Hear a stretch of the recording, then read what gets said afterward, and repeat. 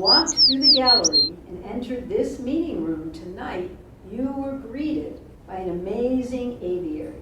I'm sure you were captivated not only by the beautifully executed photographs, but also, and even more importantly, by the emotional connection you felt as you were drawn into personal moments with a bird or two who spoke to you. Welcome to this evening's program, Connecting with Birds Through Photography, presented by local nature photographer Barbara Peskin. Barbara is a self-taught photographer and birder, a member of the Sudbury Valley Nature Photographers, as well as a 6th grade teacher of digital literacy and computer science in Concord. Long passionate about photography and nature, her first exhibit was 12 years ago at the Lincoln Library after a trip to Yellowstone National Park. Since then, she has learned more about birds and photography and how the two can inspire others to see connections in nature in their own lives. Her work ranges from the puffin colony on Machias Seal Island in the waters of Maine and Canada to local areas at home here in Lincoln, Concord, and Weston. Have you fallen in love with the birds around you too? How many people love the birds they see every day? Me too, me too. Barbara's enthusiasm for her subjects is contagious. And tonight, it's a special treat to be surrounded in this room by some of the images she will discuss as she shares how her connection with birds and nature has been deepened through the art of photography. This coming Sunday, Barbara is also hosting a reception here at the library from 2 until 4 in the afternoon. Please join me in warmly welcoming Barbara Peskin. Thank you, Susan. That was lovely. Thank you. Thank you for being here and for watching at home for this program. And I'm going to be talking about connecting with birds through photography. Susan was very eloquent. And I just wanted to share that the process of bringing the pictures here and being here tonight starts with being out in nature and observing. And I think making first connections with maybe a bird that you like or a woods that you like, hearing a sound that you're not sure what it is. And over time, knowing that you want to know more about the birds and nature that you see around you. So what happens is, as you want to do that, if you take a camera out and you're doing photography, it really forces you to slow down a little, because the subject of your photography is doing its own thing and it's working really hard to survive out in nature. And so, but it lets you watch, and with patience you can watch patterns and observe behaviors and try to get to know your subject a little bit. And if you look around and notice my pictures, most of my pictures that I chose to share with you have eye contact, where the bird is looking at me or the animal is looking at me. I find those really magical moments. And I'm so happy to be here that this next step, so you take the picture and then you go home and you work with pictures, you pick your favorite ones. There's usually way more pictures than you end up with favorites. And that's a lovely experience too, reliving the moments in nature. But I'm so pleased that our local libraries and other organizations let me exhibit my photos. Because when I exhibit them, I'm hoping that, as Susan eloquently said, you might fall in love with the birds too, or you might remember something in your own life and you want to connect more deeply. Because we want to take care of all these birds and all the animals and the nature that provides them habitat. So I really appreciate this opportunity to, even this next level, now share with you how joyful it is to be out in nature and connecting with birds and other things in nature.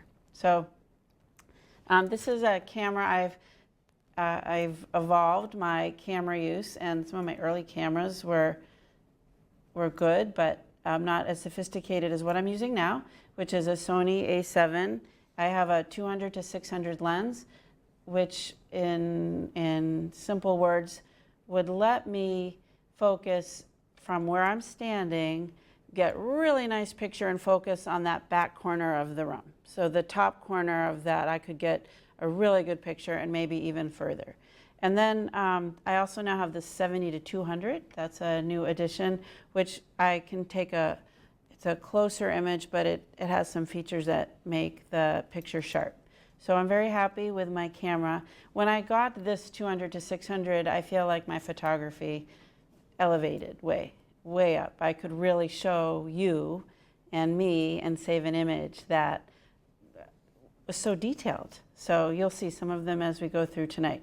So this is this page has a lot of words on it, and I'm happy to share the slideshow either with the library or at some point, and I won't read all the words now. But essentially, as I go through some of the pictures, I will talk a little bit about observing them and building my knowledge and what I noticed and why I grabbed the picture I grabbed. And then also, also that nature and birds and bird photography can happen in all seasons. So I have May through August. You might listen for songs, spring songs. Birds are very active then. They're getting their habitat. They're meeting other birds rather. And it's also a time of migration and activity. So there are some birds that come through our area in May that won't be here any other time of year. Or I guess they have to go back in the fall, but May is a popular time to go out and see them. And then there's nests and, looking for fledglings and birds that are feeding birds in nests. In the fall, I have sunflowers and goldfinches and fall colors. And then in the winter, some people think we don't have birds in the winter, but there's a lot of photography opportunity then too, because the forests, you can see through them. There are no leaves. You're going to see some pictures from Ipswich River Wildlife Refuge. And winter's actually the prime time to go do photography there. And as we were talking about, not just doing the photography, but observing nature. You can go do all these things that you're about to see without a camera and have that joy as well. And then I will talk a little bit about some pictures, why I might have cropped it a certain way, and that's more about the photography and what people call post-processing. So that time when you've come home and you're editing. So the first picture I start us out with is the Scarlet Tanager. The Scarlet Tanagers are here. We don't tend to see them a lot because they like to be in the treetops. But one year in 2020, I had a Scarlet Tanager, a really friendly little Scarlet Tanager who came down into my bird feeder area and interacted with other birds. They have a beautiful song, which I'm going to play.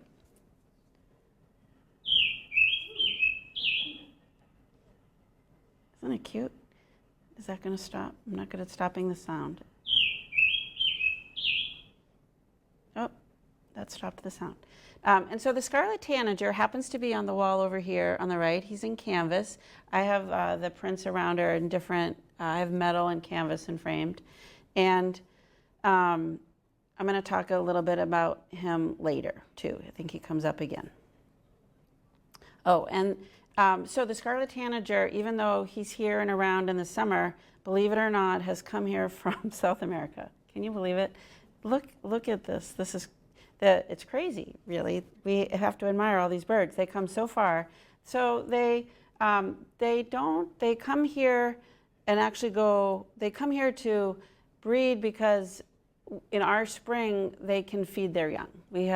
Our spring has flowers and insects, but they go back to South America during the winter months.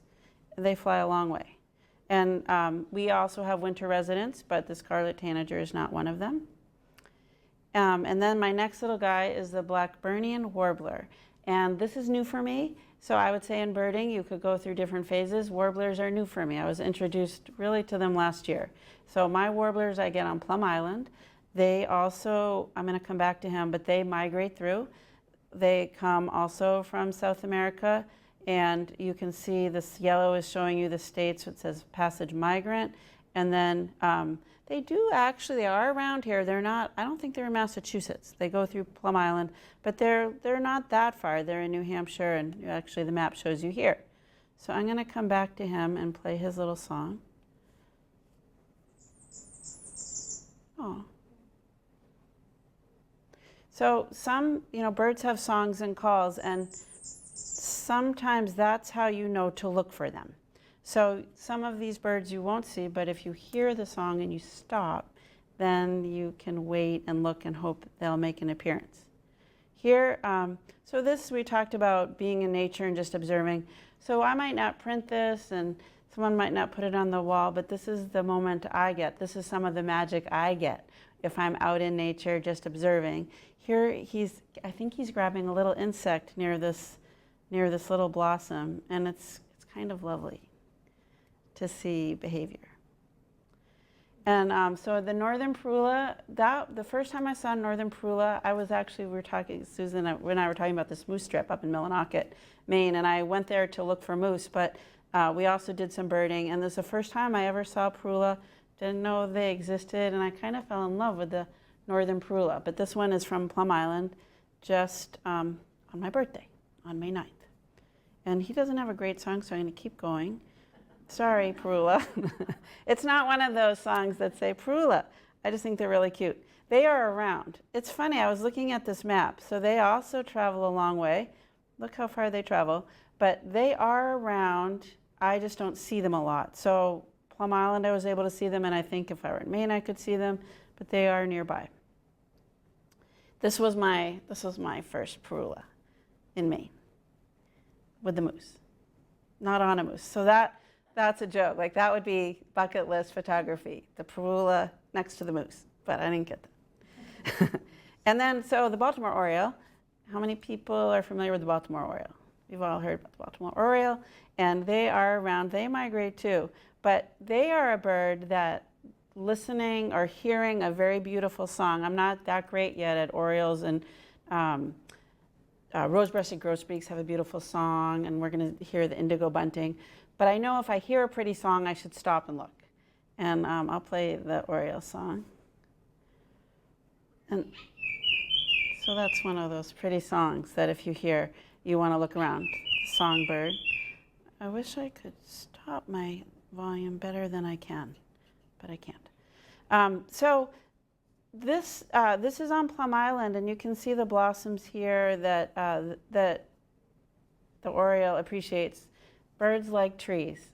Birds like trees and other habitats. So that's a good thing to have in your yard and around and to look for.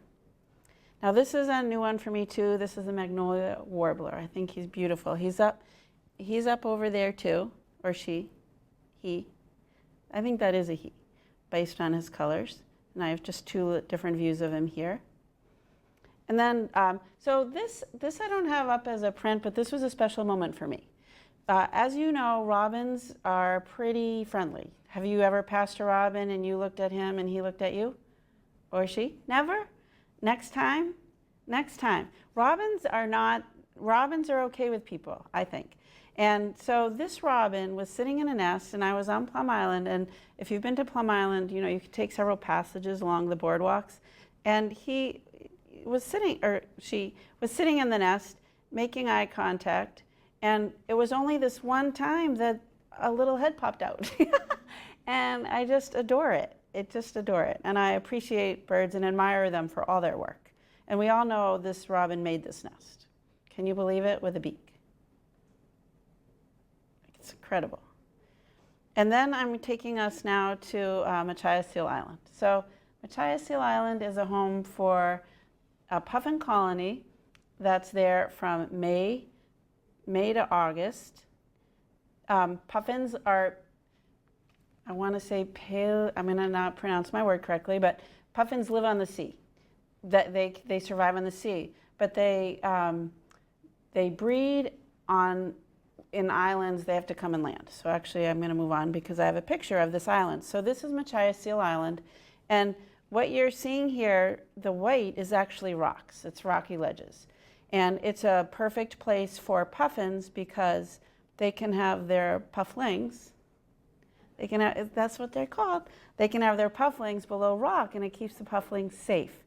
When you go to Machias Seal Island, and I think I put somewhere here Bold Coast Tours, So I went and I booked it through a tour that will take you from Cutler to the island, and they have a permit to take 15 people a day.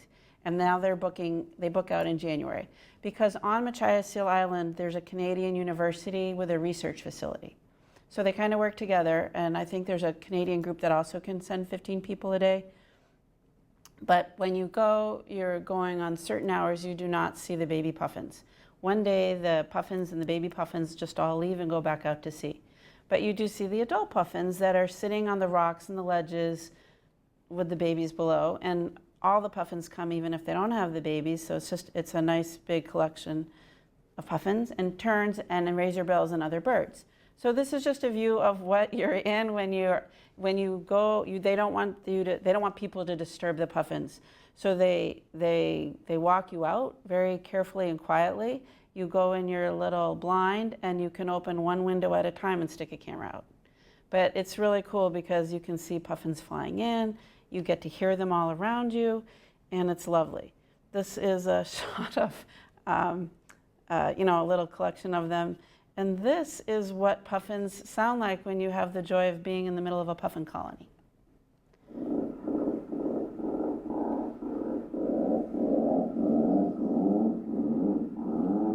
Can you believe it?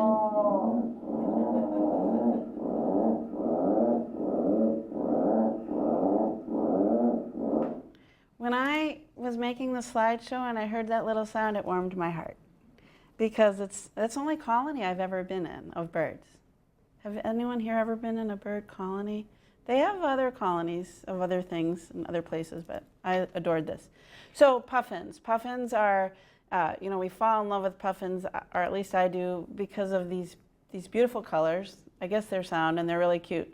This is breeding colors. So this is May through August. I don't have a picture of a puffin without these colors, but it has, it has this gray around the eye and its cute little orange hinges, and the puffins here are in the other room.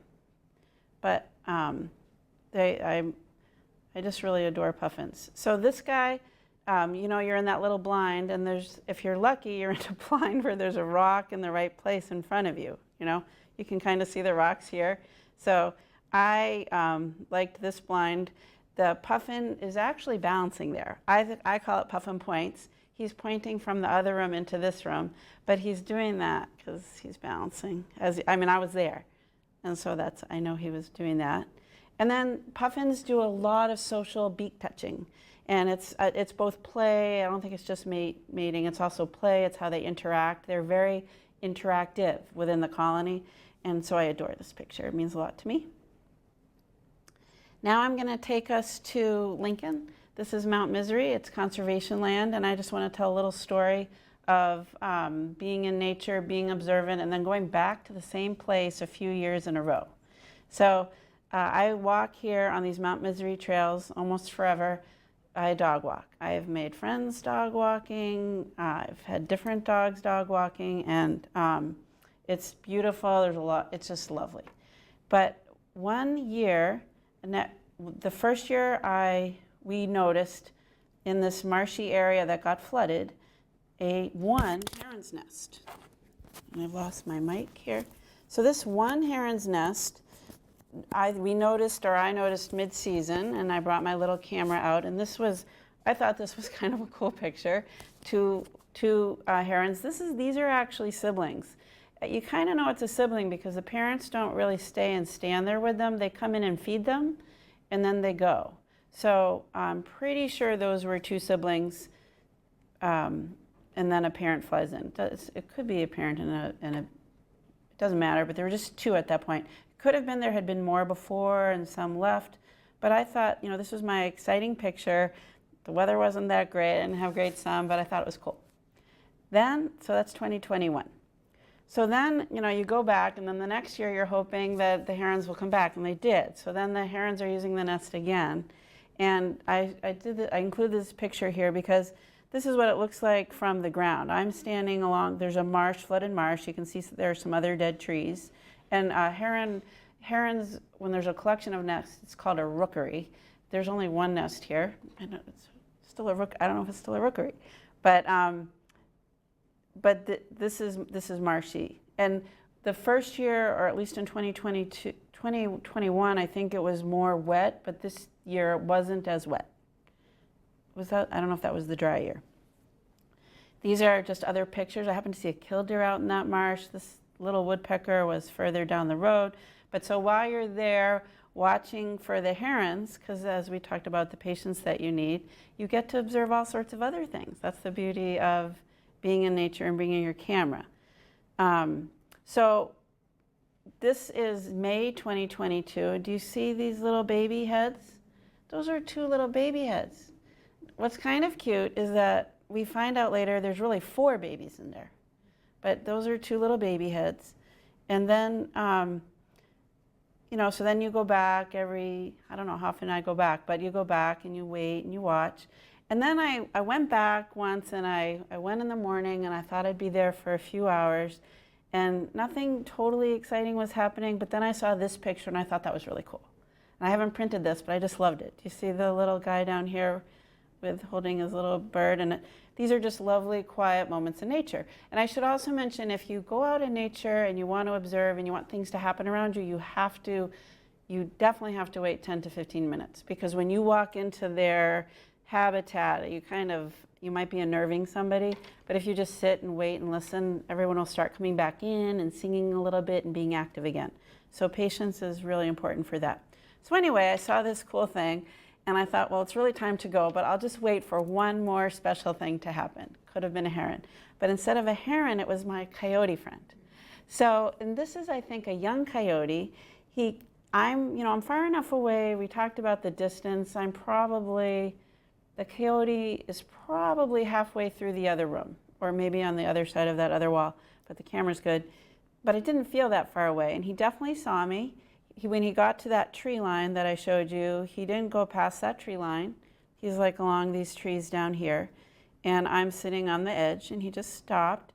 Then he sat, and he's just observing me while I'm observing him. He doesn't know the herons are up at the top of the tree. He's not there for the herons.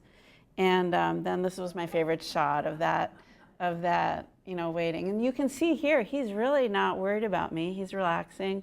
And in that moment, I really can see how we've come to be connected with canines, because look at us both looking at each other. It's kind of cool. Oh, and then, so I did get that. And then this is when I got probably my favorite, it's just behind me over here, my favorite heron picture now that I have. So the 2 of those are those little babies we saw in the beginning. But I loved this moment. This was after a parent had flown off. So the parents didn't come in that much. I had to wait a while.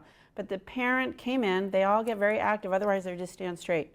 But after the parent left, just for that one moment before they go all stand straight again, I felt like there was a conversation. And to me, this little guy, he's the littler of them, is saying, let me get the food the next time the parent comes. I just loved it. That's what I thought of when I saw it. So it's one of my favorite heron pictures. And now where am I taking you to? Now I'm taking you to Horn Pond in Woburn. And I have a friend here from Boxborough Birders, Daniela. Have you been to Horn Pond? Yeah, so if you're a birder, and I know about Horn Pond because of birder friends I have. This is new for me too. So I probably started visiting Horn Pond maybe 3 years ago, even though I've loved birds and nature for a long time.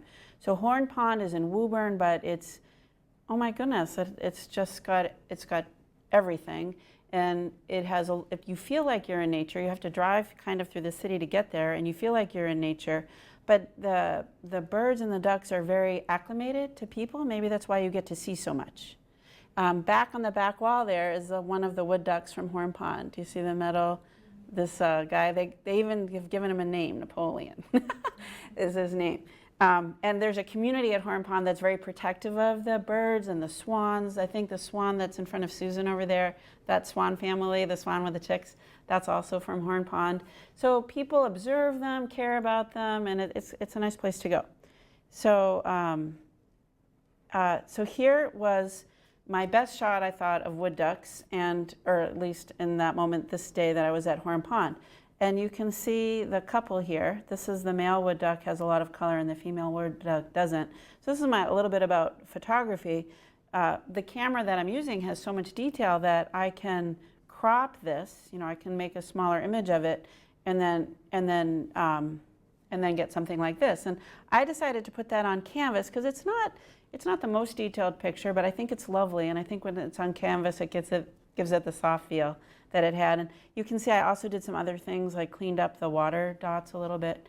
So for me, being in nature and seeing a moment and understanding the behavior and caring about the birds is what's important to me.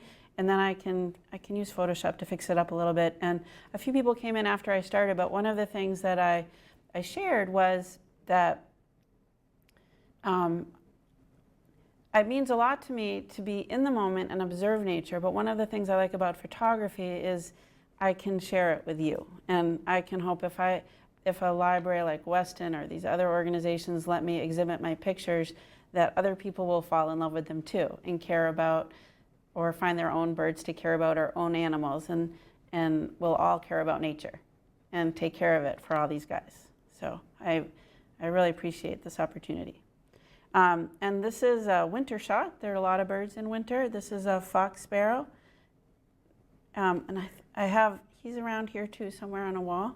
This is a hermit thrush, and this is one of my favorite sounds ever. So I just have to play, this isn't my video, but I just want to, do you guys know your wood thrushes and your hermit thrushes? This is that lovely little singing sound you hear in the woods sometimes. That little, so it sounds like a musical, or a musical instrument rather. That sort of chimey sound. I adore it. So there's hermit thrushes, wood thrushes, there are different thrushes. This picture, I don't have this up printed, but I really liked it because the sun was in the right spot. I like how it's highlighting the bird, and this is called catch light. When you see a little light, it's a good thing in photography. And also, and I'll just mention, because I haven't talked a lot about the photography part, when you crop anything, whether it's people or birds or animals, you want to leave some room for the subject to move across the screen. So when you crop, you don't want to crop your subject exactly in the middle. You want to give it room on the sides. That's a simple way of saying it. I'm still learning. And then, so here's, cropping just came up again. So this was my original picture of the swans at Horn Pond. And so it's a pair. The swans raise their young in pairs. Not all birds and ducks do that. And you can see there's many of them here.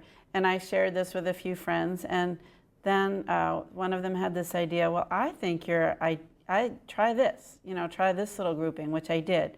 And you're going to see, do you see how, I think I might have the next one. So if you look at the square that I decided to crop, I have a little bit of the swan tail in it, so that I can take out with Photoshop. And then it's hard to see here. Do you see a little white circle behind his beak? So it's not terrible, but when I'm done, I can soften that a little bit. And that is the image then you see that we already talked about that's on the wall over there. And this guy has catch light. We like that. There's our Napoleon. We might as well hear him.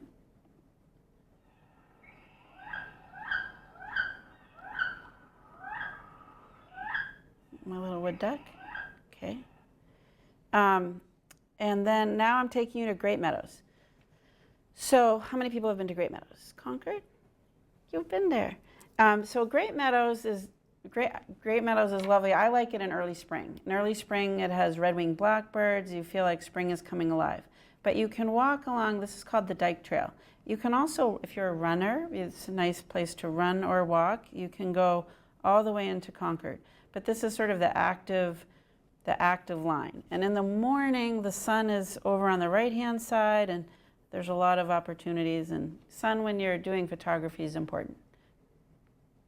Watching nature, you can do any time. But if you're doing photography, you want to think about where the sun is. So I think this summer that I got the picture I'm about to show you, I was frequenting Great Meadows. And friends of mine told me how they had seen wood ducks down in this area back here. So I thought, well, I'll go down there and see what's happening. And I saw this. So these are little baby wood ducks. and there was no parent around, and they were going in and out of the reeds, and it's really cute to watch, and I was there for a while. It's not a really good picture, but it was really fun to watch. But what was then very cool is flying through the air came the mother wood duck, and she, as soon as she hit the water, they all went and just glommed on her. It was the cutest thing ever. And that is this picture you have up over here, and that one's in canvas, and that one I love. That won an award at some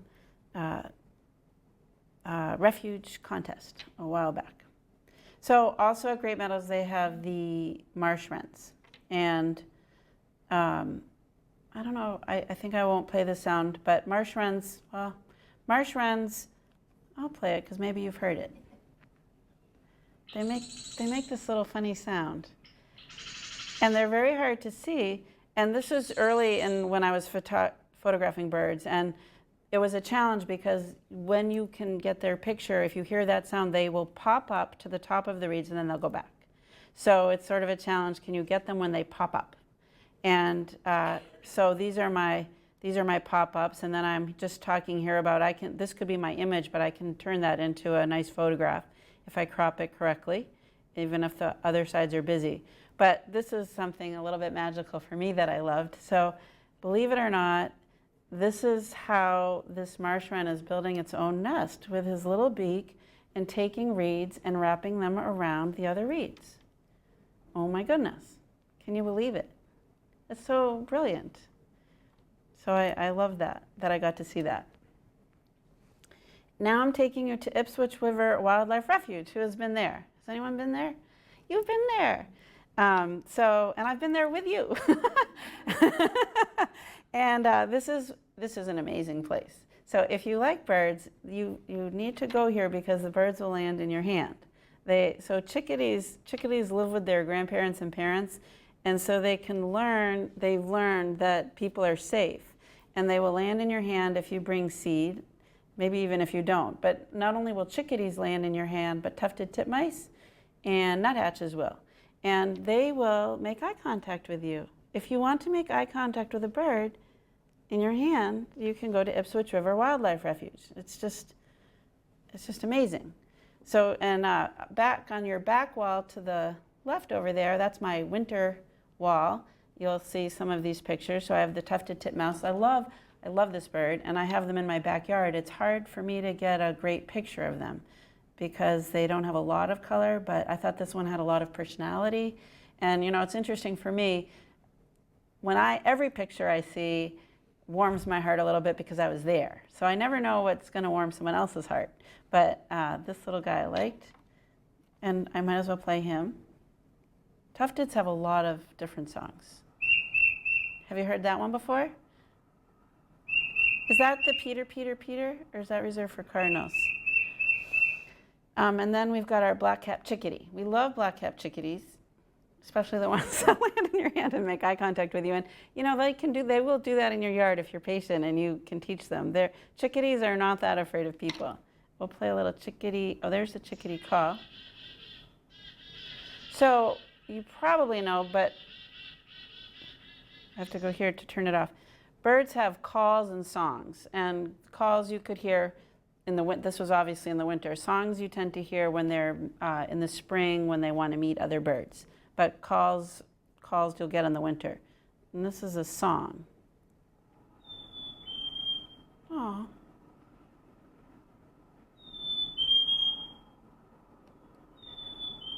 Love chickadees. And then this is a red-bellied woodpecker. This sound you've probably heard. I hear this a lot. If you walk in the woods, you hear this.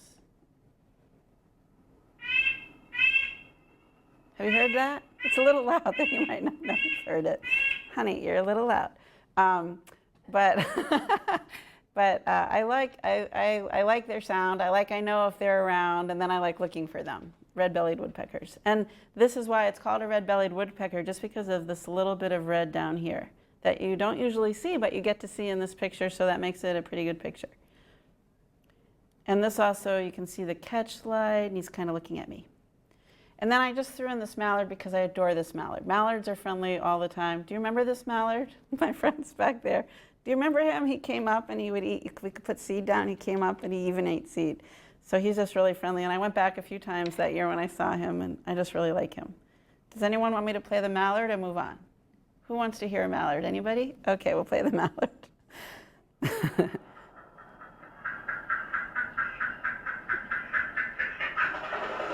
That's a mallard calling and flying. And now I'm taking us to Lincoln. And this is Baker Bridge North. And you can see I've tried to outline it heavily here. I kept on the map a little bit of reference to Walden Pond. This is a beautiful, beautiful spot, Haywood's Meadow. Down the part of the brown here that you see is actually cultivated. They grow, the food project uses these fields for vegetables, but right next to it, if you can walk, you can actually get to this spot from a lot of places. The trails connect from different places. But I tend to take it from the end of Granville Road, or you can just walk down the sidewalk from the food project. But there are fields that have nest boxes and are just lovely for birds. And so one year, and then I would go back, I found this Baltimore Oriole. We already played the Baltimore Oriole song, but I like this picture because of his action. I like the sun in it and the catch light, and I just thought it was a keeper. But this was this year. So I had gone this year, and I had another picture, but this is, I think, my best indigo bunting picture. And they have a pretty song, and I heard it. So I went back. And I was very lucky. I went back on a sunny day, and that twig was sticking up in the sun. And again, if you notice a bird land somewhere and it seems like a good spot, and you wait long enough and take enough pictures, you can get what I consider a good one. My indigo bunting. He's over there. And then Codman Community Garden, I have a community garden. And actually Horn Pond has a community garden too. And community gardens, depending on them, are really good places for birds and flowers. So, and killdeer. And this guy is behind us over here. It's kind of hard to see him. I think that's probably bigger and better than what I have behind me. But so killdeer, one thing I admire about them is both birds, both parents take care of the babies. Killdeer also do a wing ploy. Have you heard of this? Where if you go too near their nest, they'll pretend their wing is hurt and far away from the nest because they think that they look vulnerable to you, so you'll leave the babies alone. But it's very challenging for them because they want to make their nest in dirt before it's cultivated. So that makes them pretty vulnerable because anyone can see them. But at Codman Community Garden, they try to protect it. If they see the killdeers in, they'll put a little protection around it. And I just was really lucky. I got to go and see these little babies. I probably have 700 pictures of killdeer and babies. And this, I guess I liked this one the best. But yeah, so that was really fun just to watch. And they don't love you being around, but they're okay. So I'm not that close because I have my long lens. But again, it's really important to sit and be still. So that when you first arrive somewhere and you want to observe birds or have them come near you or whatever, they won't come right when you arrive. You have to wait. And then everybody kind of calms down and more action might happen. And then I have a lot of sunflowers, which I like for the goldfinch. You're going to see a picture of that in a minute. But this one, I was trying different sunflowers, and I got my little live bee coming, and I adore that. Bees, as you know, need flowers. We need flowers for bees and pollinators. So a lot of bees are happy at Codman. So this is a moment where I kind of love times where I learn a lot about a bird and then admire them. So here's, this picture is up over there. It's framed up over there. And this goldfinch is sitting on a sunflower. So one of the things I've noticed now for a while with goldfinches is how light they are. Do you see him sitting on this leaf and not bending it? So that I always think is really cool, how they can sit on things and it doesn't move. I love their colors. I like the colors that go with the sunflower. But here's what I learned when I got this guy last fall. He actually and I tried to turn this volume off, which I will. He is pulling off these green pieces of the sunflower, I don't have a name for them, he's pulling them off so he can get to the sunflower seeds. Brilliant little guy, because later in the season they fall off on their own, or the sunflowers are hanging and the seeds are almost falling out, and I think it's easier to get at them. But this little guy used his beak as a tool to take off those. I thought that was really neat. Now let's see. Oh, and this is another very light bird sitting on a cornstalk. This was also a codman. I just like that moment because hummingbirds are hard to get. They're usually moving. And then if they're sitting, sometimes they're sitting on a post or a gate or your hummingbird feeder. But I like this because it's sitting on something natural, a cornstalk. I like that. And then I do want to play this for you. Hummingbirds actually make a lot of little noise. If you can hear them around you moving. Has anyone ever heard a hummingbird noise? Yeah, everyone has.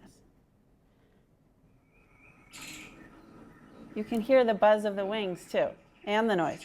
So that's a nice sound to notice. That's a nice sound to notice. I think I'm doing okay on time. So now I'm taking you to backyard birds in Lincoln. So I'm coming back to my Scarlet Tanager, and I loved this little guy. And one of the things I think he came down because he was a friendly little guy. Look at him interacting with a catbird here and a cardinal, and he just was a curious Scarlet Tanager to my benefit. So I got to see him interact a lot and get a few good pictures. I just really appreciated him. And then I have a lot of blue jays. I have a blue jay up on the wall over there. I personally love blue jays. I know they can be, they're not good with other birds' nests sometimes, but I see them sharing, or at least coexisting with mourning doves and chickadees and cardinals in my backyard. And I think they have a beautiful blue. I think their coloring is really pretty. And so this was a magical moment for me, and I'm going to tell you this little story about owls. Am I telling you the story here? I think so, or I don't know if I'm telling you the story here, but so, oh yeah, year one. So last year I heard in my backyard this noise for about 2 weeks.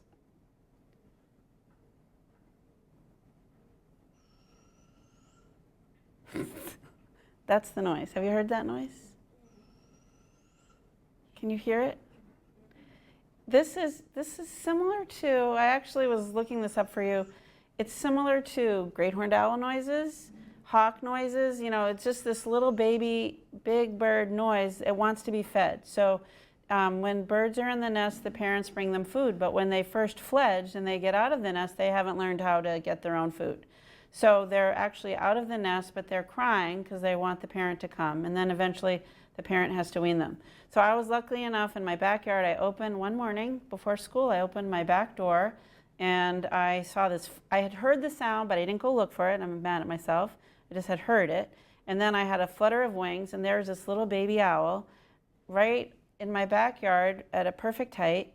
And I got a little closer, and I have this picture. It's one of my favorite pictures. It's right here behind me over here. And oh my goodness, I felt like I had a really nice connection with him. And then I think I have time, but I might not, so I better keep going. So owls have different sounds, and the barred owl is Who Cooks For You, and it's a cute sound, and you can look it up. And I should say, by the way, since I'm not playing the sound here, there's a website all about birds by Cornell. It's where I've gotten all of these sounds, and it's a really nice place to go visit and look and learn about birds. And so this is year 2, and this time I went looking for them. So I heard the sound again. I went looking for them. There were 3 baby owls in my yard this year. I never got a great picture, but now my next challenge is, where is the nest? I don't know where the nest is. I really should be going out and walking around on my property and my neighbors' properties and finding the nest, because I'd like to know sooner when they're around. This is my little tufted titmice that I love, that I mentioned it's hard to get a good picture of, but I adore them. This is the female cardinal. I'm going to keep going and not play songs because I'm not sure. I want to make sure I finish in time. But I do want to talk about this. So one of the things about backyards and people's houses is some of the pictures I have, I was inside the house with a window open. So hummingbird, in my house, I have a flower pot hanging near my front door, and the sun, I have a lot of shade, but the sun comes around between 11:30 and noon. So between 11:30 and noon, the sun hits from the side the flower pot, the hanging flower basket. And that is the time to get a hummingbird shot. If you open the window and you sit inside and you just do your photo shoot, hummingbirds, from my experience, come back to their feeders about every 15 minutes. So it's a nice way. I have a lot of pictures of a hummingbird on a feeder, but I loved this one because he was going to the flower, obviously. But that's one, if you like hummingbirds and you have them and you have patience, that's a nice thing to work on. And then here's a cardinal. I had a friend in Belmont who had actually taught their I don't want to say they taught, their chickadees would come. They had friendly chickadees that came and landed in their hand, and the cardinal would not come and land in the hand, but would come close to their house. And so this was from inside the house, and I have that picture. He's over there on canvas, and that's a very detailed picture I got with my first camera because I could be so close. And then this is one of my favorite images, the bluebird. He's out in the other room, and this was my friend here that let me use her house. She had a suet feeder, and she had 4 or 5 bluebirds, I think, that year that lived in her yard during the winter and let me sit inside and open a window. Bluebirds are skittish. So that was how I was able to get that close and get that shot. And this is also one of my favorite ones. So in Boxborough Birders, one of our friends in Boxborough Birders is a really good photographer, lives in Acton. This is actually from Acton. And he in his yard has set up, birds get to do what they want, but you can set up branches or twigs. You can do certain things to help encourage or place it so if you know where your sun is, you might get good shots. He actually blocked certain holes on feeders and things, just hoping that if a bird did come, it would come to a certain spot that would be in the sun at the right time. But this was just lucky. To me, this is the kind of picture I like, where birds are interacting. A robin and a bluebird. And then I have here my chickadee. I just wanted to throw this in terms of observing nature. I was riding a bike and I noticed on a road near me some chickadees flying into this birch tree, and it turned out they were building a nest. And so I would go back and watch a little bit, and they, a bigger bird probably made the original hole, but here's my little chickadee. Oh my goodness, 2 of them kept coming and going and taking the shavings and emptying out that nest, and it was really cool to watch. Here's a little interaction at Ipswich River Wildlife Refuge. Now I'm taking you to Valley Pond, where we have red-winged blackbirds, barn swallows. So barn swallows are very fast and hard to get, but this dead tree is in something at Valley Pond sticking out, and I've noticed that a few years they come and land on it, so it's a nice chance to try to grab the pictures. One of my favorite birds, the cedar waxwing. This is an example of the fledgling time, where if you ever see a little bird going, flapping its wings and being very loud, it's probably a baby asking for food. So owls make that big noise, but a lot of birds will approach other birds. Usually when you see something like that, it's a fledgling. And I'm going to keep going. Here's my little green heron. This is from a canoe. Oh, and we're almost at the end. So, which is good because our time is almost up. So this is just a cool thing. I'm now a photographer, trying to be, and I have photographer friends, and they look on eBird and they talk to each other. And in Woburn, I don't know if I have a bigger map of Woburn, but there's a office park in Woburn that has this huge ledge, this huge rock wall ledge, and then I'm telling you this little story about I went to see these peregrine falcons and ended up at Willard's Woods. So this peregrine falcon has now there's 4 or 6 of them, because there's 4 babies and a pair of peregrine falcons that have been nesting there for a long time, many years. So these are a few of mine. These aren't I like the nature stuff, but I thought this was kind of cool. But when I was there with a friend getting the peregrine falcons, someone said, well, there are great horned owls at Willard's Woods in Lexington. And I love owls, and that's how I ended up with this picture. And he's over here on the wall, but I actually went back a few times to try to get the owls here. And I just love the behavior and the friendship that shows. I love owls. I love all birds. And then I'll just go through. I loved this moment. I was on the bird count, the Christmas bird count, and I saw this cardinal grabbing these seeds from the dead, plantings in the middle of winter, and you could see him flying the seed away here. This is a robin on a fruit tree. I call it robin fruit swing. Plant fruit trees for your birds. This was a snowy owl. This was a year where there were many snowy owls that came down. This is in Rye, New Hampshire, and I was here maybe for 4 hours in a very cold day. And once or twice, the owl opened its eyes. And I have a couple of pictures over here from that snowy owl.